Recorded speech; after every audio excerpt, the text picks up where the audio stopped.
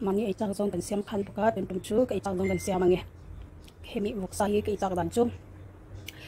han zai pel phok phoka de chuanin tuinen kan silfai nga kan silfai zo nuwa thir bela kan thak nga kan tui kan chong so nga de chuanin tel lo in er chok ta mo te kan pun sim pum var so thing kan thak nga khami kha atui em ni chu teng chang kai chak ani chuan ro toi te hi kan polanga de chuanin mar cha hi ka pol dong ye don lo ti kai khap me ani impon ni se kan tok le khot ange pole ti hanin ka chong che che ta kan khonga chuanin atel heroin air chok a hi chu athau ka lo kam khanin tui de tel ka pola tlem ti chuanin ti han alun era chuan hei hi kan thak le ton ne purun bar le purun so thing purun bar le so thing kan thaka ti chuanin kan sa le so kan chong le che sa kan khan tui le ni ala purun ya mo le enje la ti na ali za to mo kan chong ya ko ni se kan chin le ko tang tara pole ka tu khong le a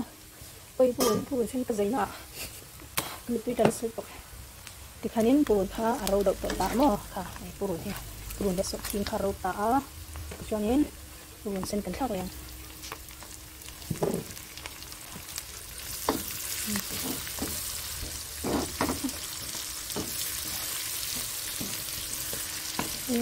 còn cái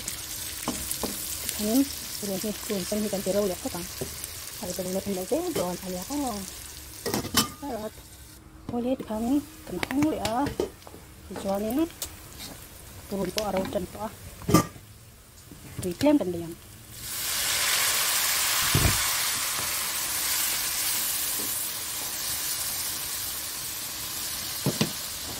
dengan contoh sedang ini kenhong ya lah ini cina tui kali kah kalau kamu tahu bangin agak tuai kan cakap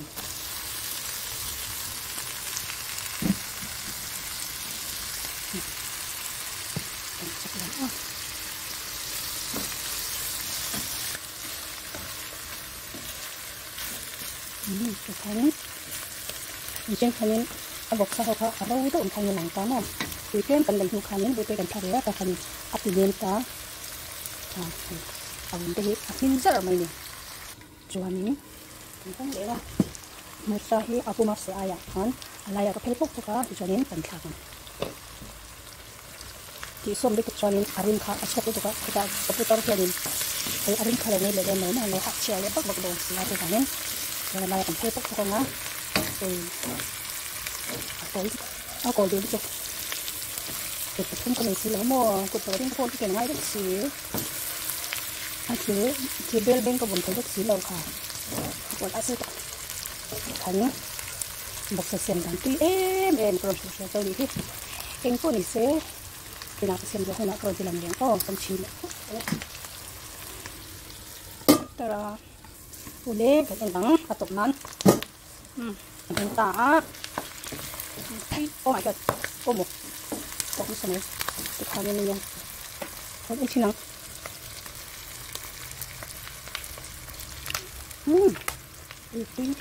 sampai lu misal sanggainya asahi arau lu tuh lawa anem lu tuh min tuh sama bantet kan tekan itu lu yang kau ngeseng jadi lu